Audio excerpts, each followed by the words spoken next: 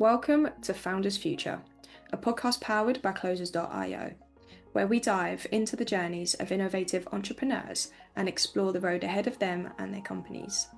I'm your host, Olivia Salmons, and in each episode we'll uncover the stories behind impactful ventures, the challenges faced along the way, and the strategies driving their future growth.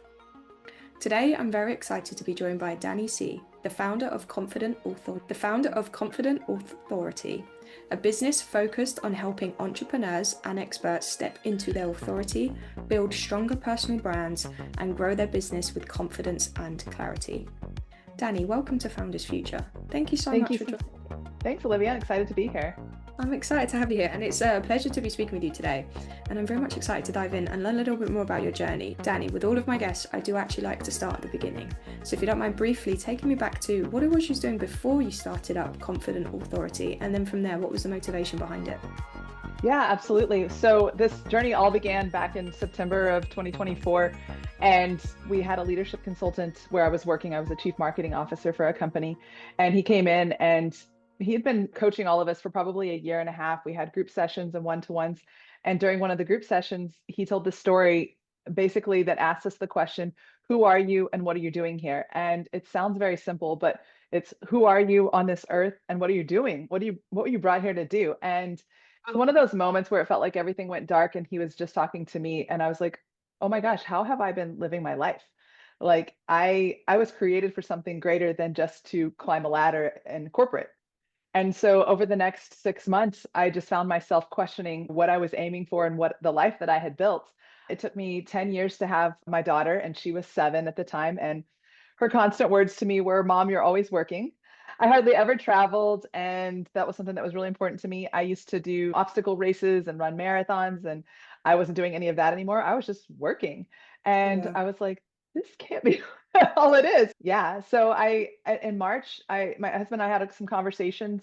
And by March of 2025, I said, I'm going to leave. And so I did.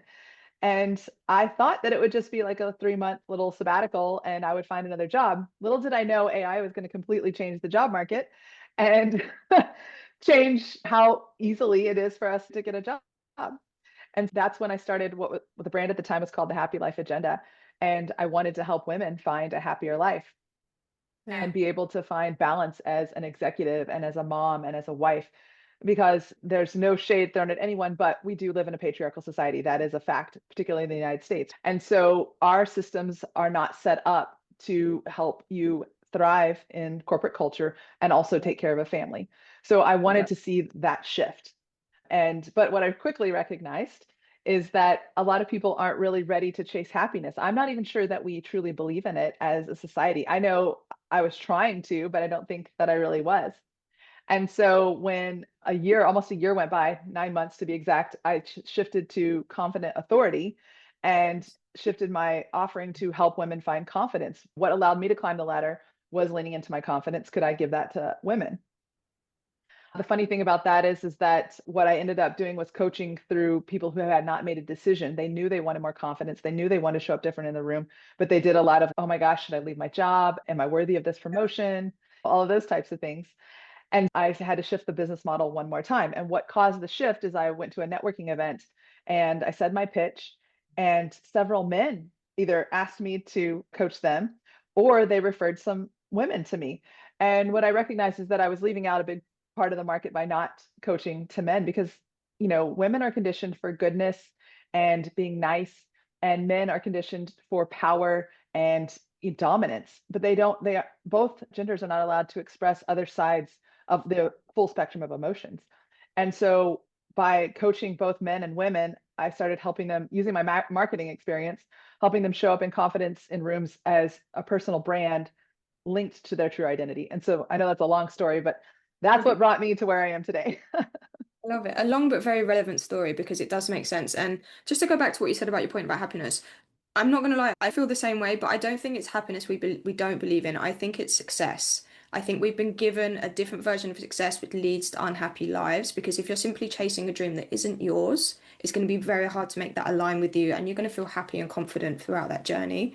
But very much along the same lines as, I think the whole world is a little bit too much at the moment. There's very big hustle culture. Everyone's a bit unsure of what's going on. And I think COVID really put a spanner in the works for a lot of people within their own lives, their businesses, the jobs that they have. So it is, I feel like a lot of people can relate to that situation that you found yourself in as well. I seem to have everything I want. Why do I not feel like I'm getting there? It's like from the outside, people must be really jealous and thinking like, why are you moaning about? But essentially, if you're just following a wrong path, you're never going to feel fulfilled. You're never going to feel happy in your life. So I agree with you 100%. And we're all being painted this wrong picture moving forward for something that isn't true anymore. I think that's a big kind of Absolutely. step moving forward. Absolutely. We think that we have to have, I always say, like the house and the car and the white picket fence, but that's Yeah, all chasing consumerism. And as long as we continue to think that happiness is in buying more stuff, the economy flourishes and the 1% keeps getting what they want. But if we lean into ourselves, it totally changes the dynamic for everyone.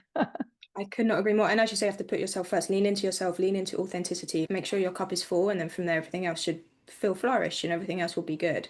So there's been several pivots and naturally all made sense as you come through. I feel like when you are in those early stages of growing a company, naturally getting that feedback from your clients will help you adjust to where you need to be moving forward. So it's a beautiful thing. And as you say, men and women very much struggle with different issues, but they can still be helped in that same way. It's men aren't necessarily seen to allow to feel. They're very much like you have to drive and do that hustle culture. And as you say, be strong and be that man of the household. And women are there and feel like they have the weight of the world on their shoulders and can't express what they're looking for. So we're all fighting the same battle against each other sometimes, which is where my mind blows it crazy.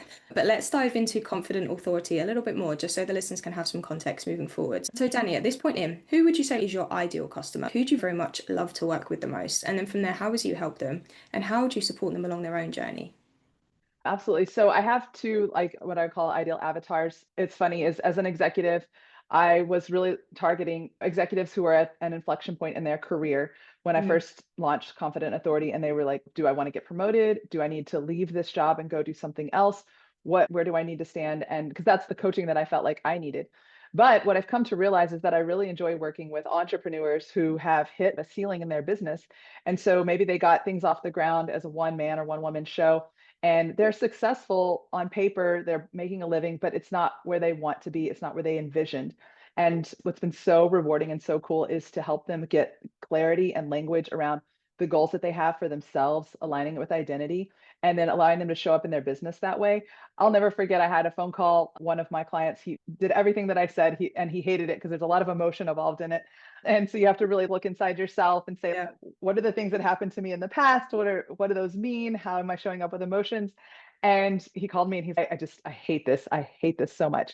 Called me 6 weeks later after he put everything out into the marketplace, and he goes, oh my gosh, like my business has doubled.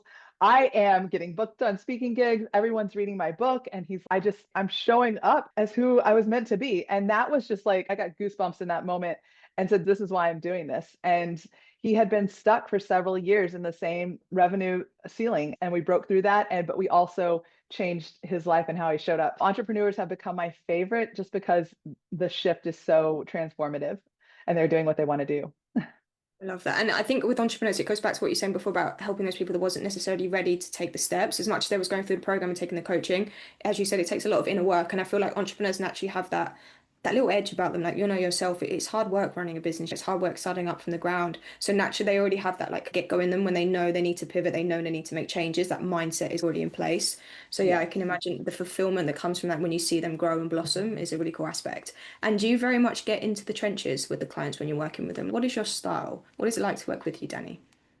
So that's an interesting question. With my entrepreneurs, I'm probably a little bit more hands off as far as I don't post your social, I guide you through that strategy. I'm also a fractional executive. And so I bring what I do for entrepreneurs into a corporate setting. And I think it's almost a default mode for me, but I really get way more in the trenches, making sure that everyone that's on my team and that I'm leading is able to show up in their confidence and their Mm. authority, which that's a lot harder ship to move. So I would say my entrepreneurs get more alongside cheerleading strategy. Here it is on paper, you can execute, because at the end of the day, they have to be able to do that on their own. I'm not going to be Yeah. able to run their business for them. When I work in a corporation, it's a little bit more, I don't want to say hand holding, but it's spending more time than I would say the most fractionals do, just be almost becoming part of the organization to help them thrive. Yeah, as you say, they've got their two different dynamics, but it's nice when you are working, as you say, on that one-to-one level, you're very much like teaching a man how to fish, which is really cool in that aspect. So they can juggle that, move on. And that's what the beauty, I think, about coaching is compared to therapy. You are helping them achieve those goals and letting the reins free a little bit. As much as it's a business and I suppose you want to be there hold handing, it's nice to let them just learn and take it for themselves. And then naturally in the corporate environment, it is going to be slightly different.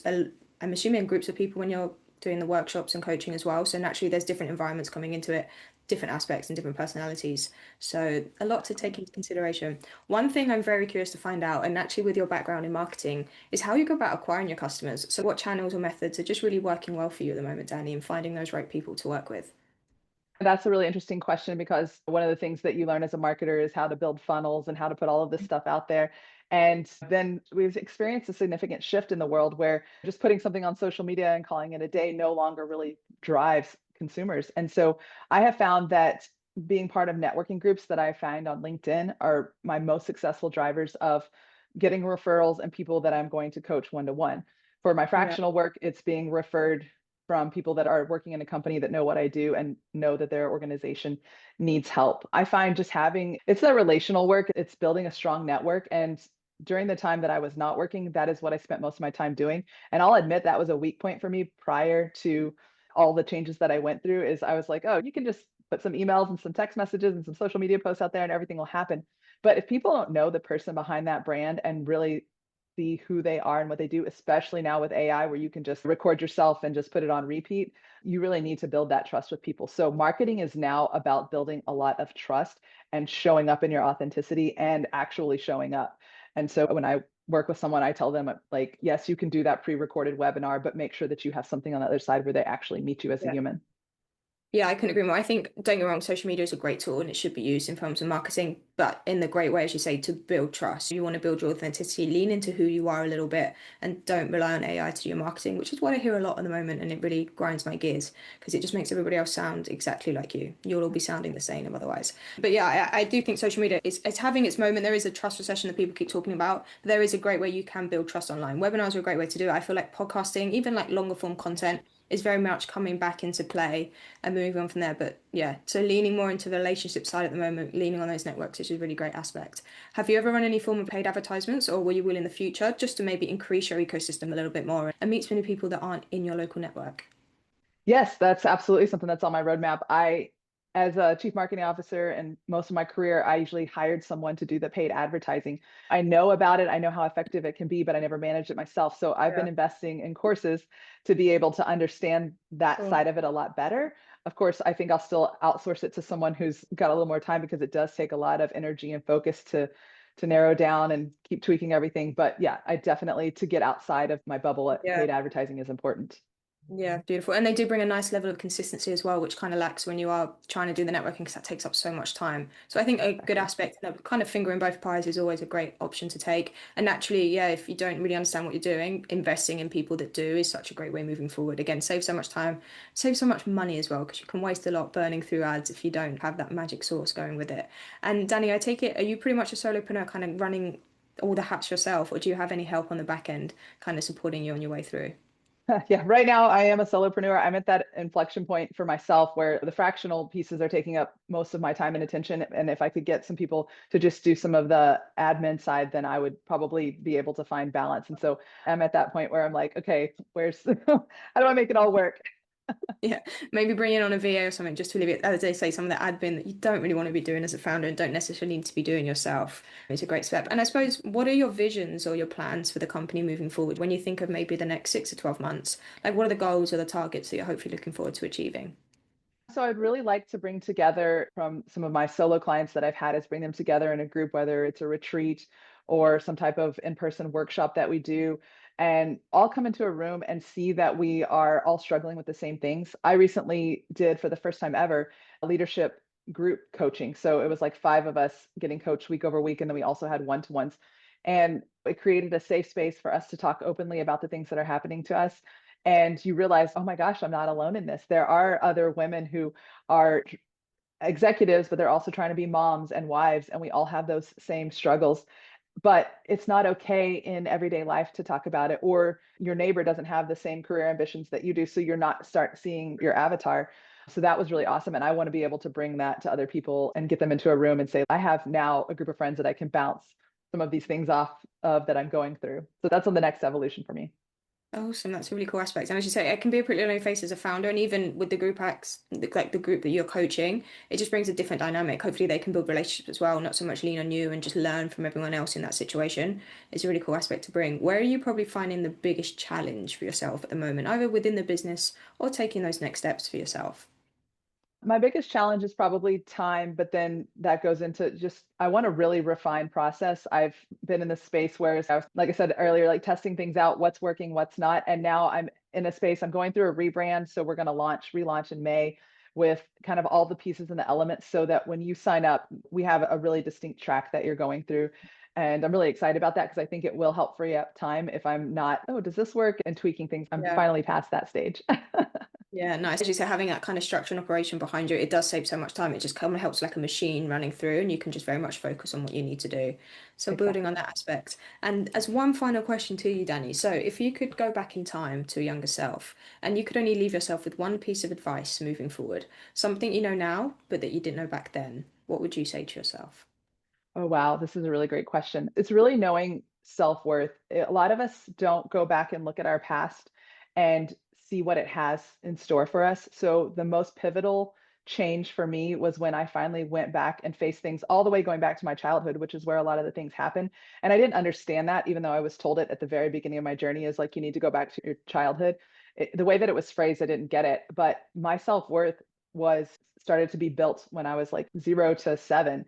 And there are moments that play over and over again in my head. And when I went back and said, what lessons do those have for me? And then I brought that all forward through my future. And all of the places where I thought that I failed were actually lessons.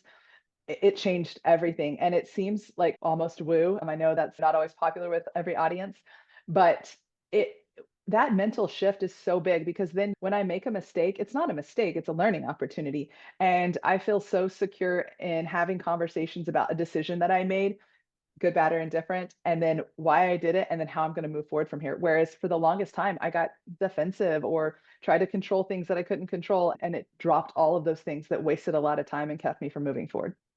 I love that. And I love a bit of woo. So we're here for that one. And Danny, Yay! thank you so much for joining me today and for Yeah. sharing your incredible journey and insight with us. Where can our listeners reach out best to work with you or connect with you if they would like to? Oh, absolutely. So like I said, my website's going through a relaunch, but confident-authority.com. And then you can also email me at Danny, DANI, at confident-authority.com. And I'm on Instagram and YouTube and Facebook and LinkedIn. I spend a ton of time on LinkedIn. It's my favorite.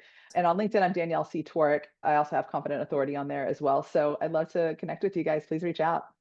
Awesome stuff. And thank you again, Danny. I really appreciate your time today. And to our listeners, if you enjoyed today's conversation, please be sure to go and check out Danny C. As she just said, drop her a message on LinkedIn. Please check out the website. Please check out the website confidence-authority.com. I'm sure she'd love to hear from everybody. And do not forget to subscribe to Founders Future via wherever you listen to your favorite podcasts. And if you are a business owner, specifically a coach, consultant, or agency owner, and you're really looking to scale your business and you want to enhance your sales and marketing efforts, visit closers.io to hop on a call with one of our team and discover how we went from 0 to $30 million per year in less than 3 years. But until then, keep on climbing and we'll see you on the next one.